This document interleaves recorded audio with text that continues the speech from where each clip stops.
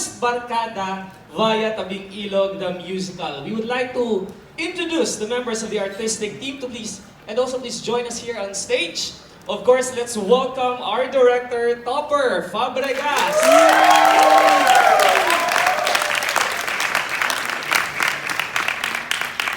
Our musical director, composer, and arranger who unfortunately will not be able to join us this evening. Let's give a big round of applause to the Mr. Vincent A. De Jesus. And of course, sana kasama din natin ito, hindi ko siya nakita kanina nung nagsimula tayo. I hope our playwright, based on his book, Mr. Jade Castro. Mr. Jade. And of course, we would like to call on stage our choreographer, J.M. Cabling.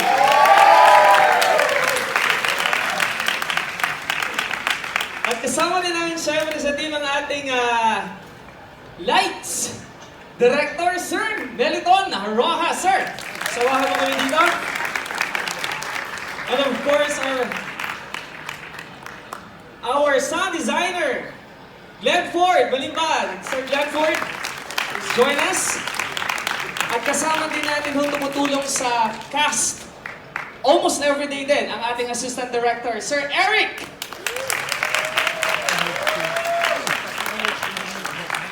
Sir, maraming salamat for joining us. At lahat po ng members ng production team, kasama ninyo ngayon dito, nasa paligid lang po dyan. And of course, we would like to acknowledge the presence of ABS-CBN's Head of TV Production, Direk Lauren M. Jogi. Sir, magandang gabi po. Ito na naman si Ana. Happy na naman sa presence si Ana. Okay, sa lahat ng members ng press, makakatulong po natin ngayong gabi si Julia para ho, kung kayo ay may mga katanungan para ho sa ating artistic team and of course our production team and to all the cast na nakasama dito sa Tabing Ilog. In the interest of time lang ho mga kaibigan at mga kapamilya, siguro lilimitahan lang natin sa isa o dalawang tanong patungkol siguro sa Tabing Ilog na i-direct natin to one or two of the actors. Okay? Sino ho ang gusto magsimula? Meron ho ba tayong members ng press na magsisimula sa ating mga katanungan? Miss Julia, I think you have. Meron ba tayo? Pag-iisip muna. Dito sa harapan. Ayan.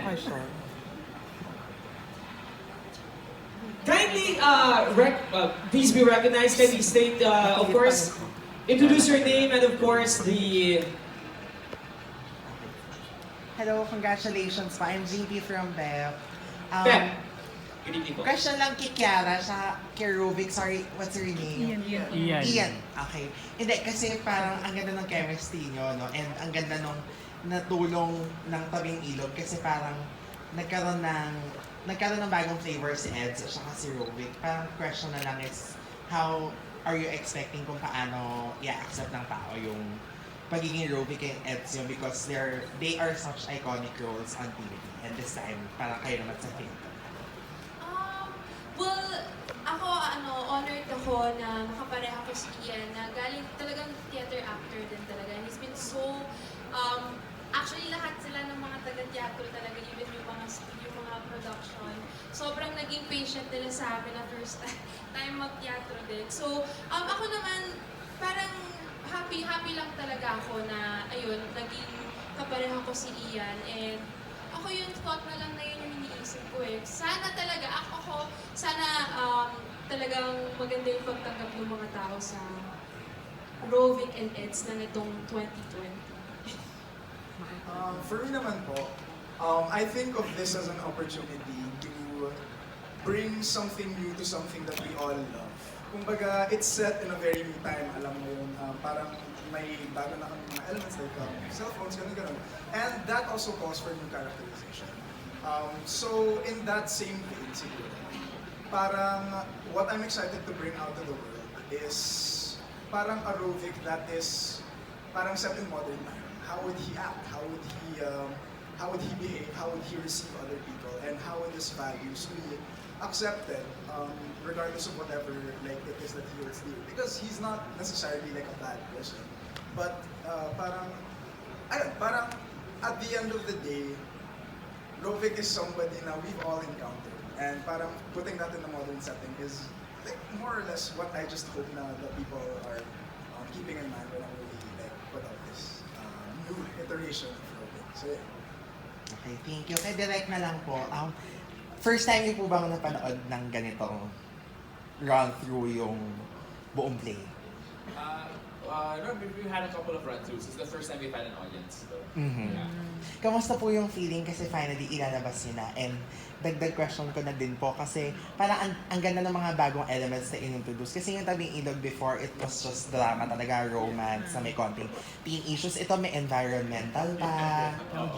LGBT. Yes. When we, I think last October, when we met with Jade to really think about how we wanted to bring it to the modern day setting, we really started thinking about, okay, what are the things that we wanted to address? So, but without being preachy about it, diba? Parang to just let it be part of the story. So, yun nga, we said, okay, we really have to address. One was, of course, to put an environmental spin to it would be fantastic. And then we thought about including, of course, all the teenage issues that they're facing now, which is mental health, from everything to LGBTQ representation. Also, we wanted to include anything about like toxic masculinity, female friendships, female empowerment, just those things that we kind of hope to kind of pack it in, because it had to mean something, right? Because even the 20 years ago naman, even Tabing Ilog, the show itself, really naman tackled issues. So we wanted to maintain the essence of that, but also usher it into, of course, the newer generation. Tapos direct ang swabe ng pagkaka-inject yun. Oh, yay. I'll tell Jane, pero I'll take credit for it na lang. But it was really a really well thought of sort of thing. And of course, we also consulted ABS, we consulted Direct Malu. And one of the wonderful things actually that we really fought for was to have a character who was, to have LGBTQ representation. And we were actually very, not naman scared, but we thought we'd have to defend our choice when we met with them. Na parang, we really feel like there should be LGBTQ representation. And the first thing that ABS said was, of course, that would be hypocritical not to. So to have their support also meant like, okay, we can really like go forward with all these issues. Tapos like the whole Act 1 was parang the whole pilot episode din of the original. Yes, yeah, so conscious effort. Conscious effort yun. We wanted to include, of course, the pilot episode is very memorable. So we wanted to kind of still pay homage to it with the first act. Okay, thank you po. And Miss Thank you. Agot, Sir George, grabe ang galing nyo, kakaiba. I was about to say, katabi po ni Direk Topper ay hindi po ang tatay o ang adult male and female characters natin. That is, of course, the veteran actors that we have here in the Kapamilya shows, Georgette, Lorenzo, and of course, her beautiful gray hair, Miss Agot Isidro Senas. Ayun na niya talaga tanggalan. Alright, so maraming salamat, Pep. Do we have another question from that side, Julia?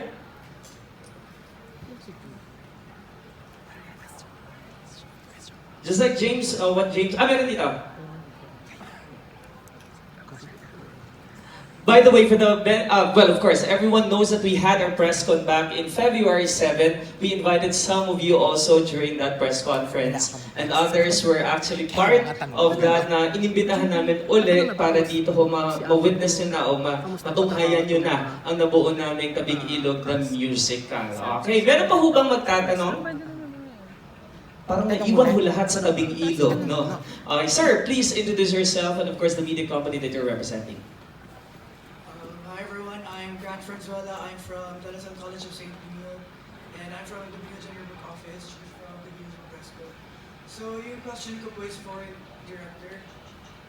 Tabing Ilog being a transmedia play, similar with Changing Partners, kind of in an opposite way lang.